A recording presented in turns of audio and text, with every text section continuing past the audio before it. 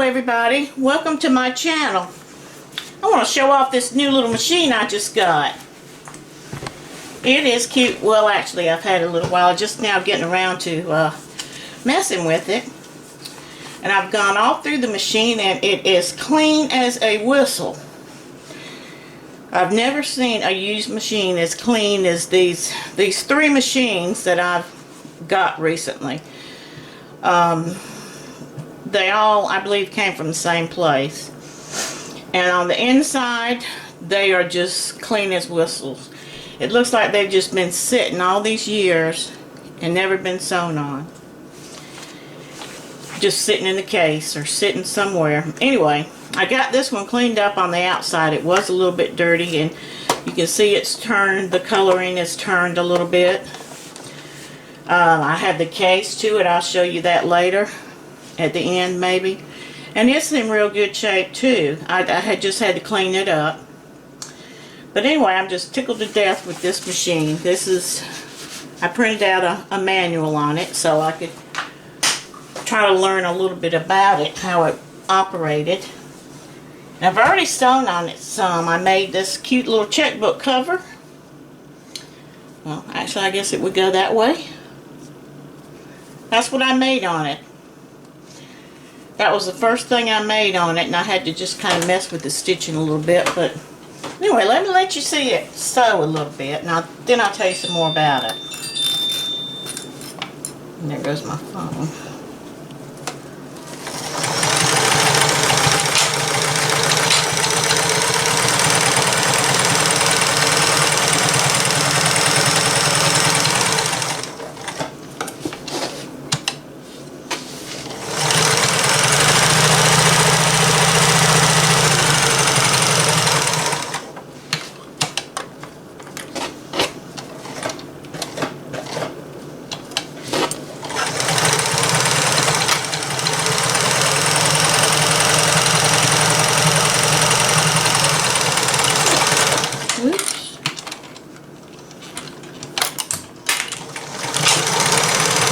A little reverse stitch.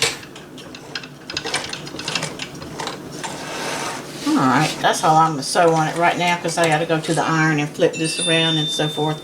But I just wanted you to hear it a little bit and see how good it sews. I have some more things over here I can sew. Let's see, here's some more scraps.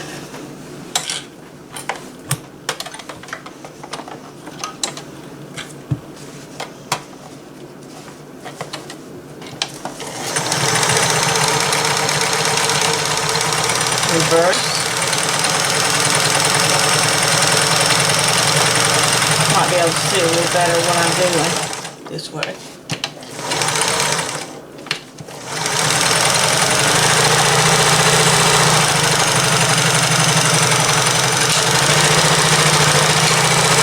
See how good it sews? I mean, that's something, isn't it? It has a little thread breaker right there. I had another piece of fabric down here where I had done some other stitches. Some more stitches right here. Zigzag. And that's, call that something else. Overlock maybe. I don't know. It does several different stitches. And you just have to play with it a little bit with your adjustments and stuff to get it to do that. But it has this little extension arm right here I thought was cute. That folds down. And then this right here is where your little storage things are. And it goes up in here like that when you pack it to store it. And then when you sew, if you want to open that up, fold it out, then you have a little extension table. Isn't that cute?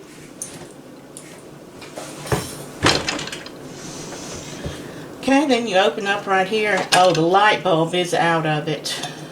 So I'm going to have to get another light bulb. I thought maybe I had some, but I don't. So it does that, and I took this off. That just lifts up, and I took that off and oiled in there real good. And this is your stitch width right here and length here. which I thought was kind of odd. It's a little bit different. And then right here, of course, is your tension and your feed dog tension. It only has this one plate on it. I mean, yeah, it has just the one plate, and then it's supposed to have some little different plates that go on top of this to do your other stitches, but I don't have it. It's the only thing I have with it is a couple screwdrivers. Well, yeah, I do. I didn't realize I had that one. I have that one. Then I have another ankle here. I don't know if this is showing up in the camera or not. I have this ankle right here where there's the other piece that I was talking about that lays up on top there. I'm not going to do that right now, but I just want to show you. And then here's this is what was on it when I got it. That's your 1/4 inch seam foot. So you can just try to make a 1/4 inch seam. And to use that one, you have to put your little foot on here, ankle, and then your foot goes on like this, you know, with your ankle. I call that an ankle. I think they just call it some other kind of presser foot, but I always call those an ankle. Okay, so that's all the feet I have. No, I have this one here. I forgot what that's called. And then I have the buttonhole foot. Yeah. And then a couple bobbins, and that's the only feet I have. A couple screwdrivers. Yeah, I tried, and I had this. And this looks like a makeup brush, but this was in the box too. And what I had tried to do, I have a couple different walking foots, because once you get used to using a walking foot, you don't want to sew without it. And that's what I use when I make my checkbook covers. So I tried to get my other feet to fit on here, walking feet, and I couldn't get them on there. I don't know if one to fit on there or not. I just don't know. I don't think they were making walking feet then, detachables, as far as I know. We never had one when I was used to sew for my girls. If I could have got my hands on a machine like this, I would have been so happy, but we had no way of finding out where machines were and all that kind of good stuff, so I just had to sew on my old machine. But let's see what I can show you, what else I can show you about this machine while I have it out. I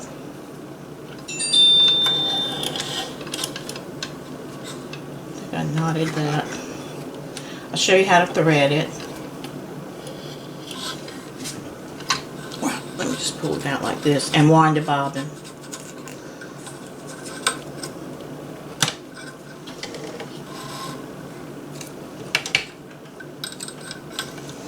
Let me tell you something else about this machine. Just come on out of here now. Good grief. There must be a knot in there somewhere. Must have got knotted when I lift that other stuff up. So I can't get the thread out now.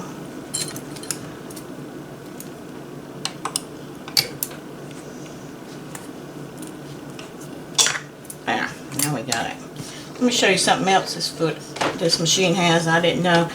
You know, you lift your foot up back here, lift it one more time. I didn't know they were putting that on the older machines. This machine was like 1950, 50 couple maybe. I didn't know that was, I thought that was a new thing. But anyway, this one has it, so you can lift up a little higher. And I think what these machines were for, people like these little small machines to take when they go to quilt shows and things like that, because it's easy to carry with them. Now I read somewhere online that this machine weighs 5 pounds more than the Featherlight. Well, I tell the truth, I never even knew this machine existed. This is the first time I've ever seen one. First time I've ever came across one like this, and I'm just tickled to death with it. So, and what I wanted it for when we go camping, I always bring sewing machine with me in case I get stranded or whatever and I want to sew. I'll have my sewing machine. So that's what I thought I'd do with this one. So let me show you how to wind a bobbin.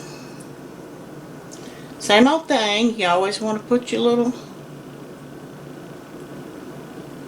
thread through that hole up there.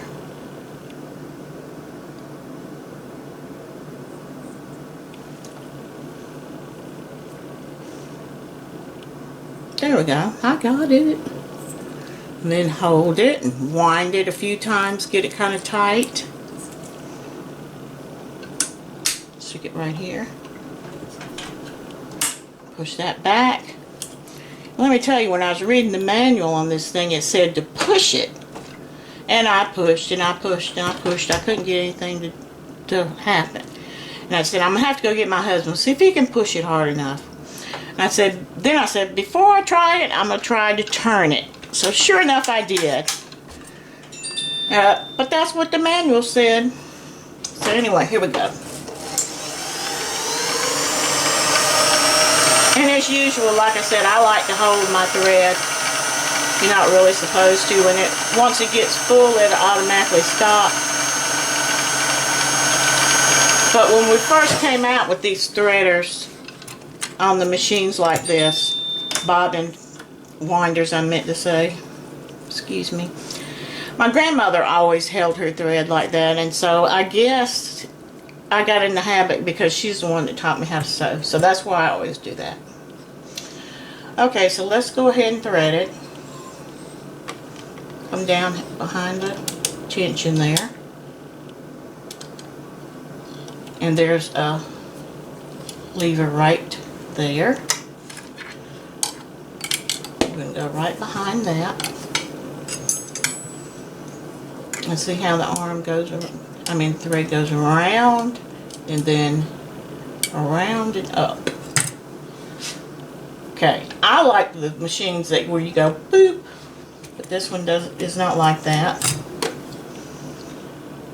So you have to run your thread through there, down through here, here, and here. There. I hope all that's showing up good on the camera. And then you will thread the machine. Oh, wow! I got it first shot. That was luck. Okay, and that's that machine. Like I said, I'm really tickled to death with it. Very happy. It's a really cool machine. I'll show you the case to it.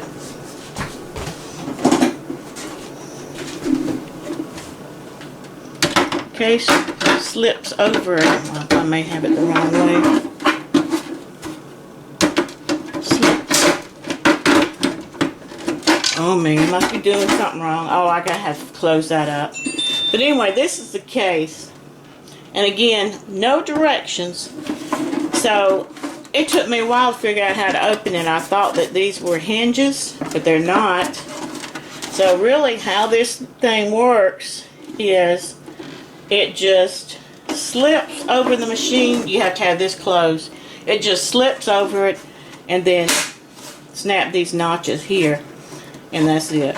That's how you carry it. So that's it. That's my new little singer. Did I call it a Sears singer? It's a Sears Kenmore.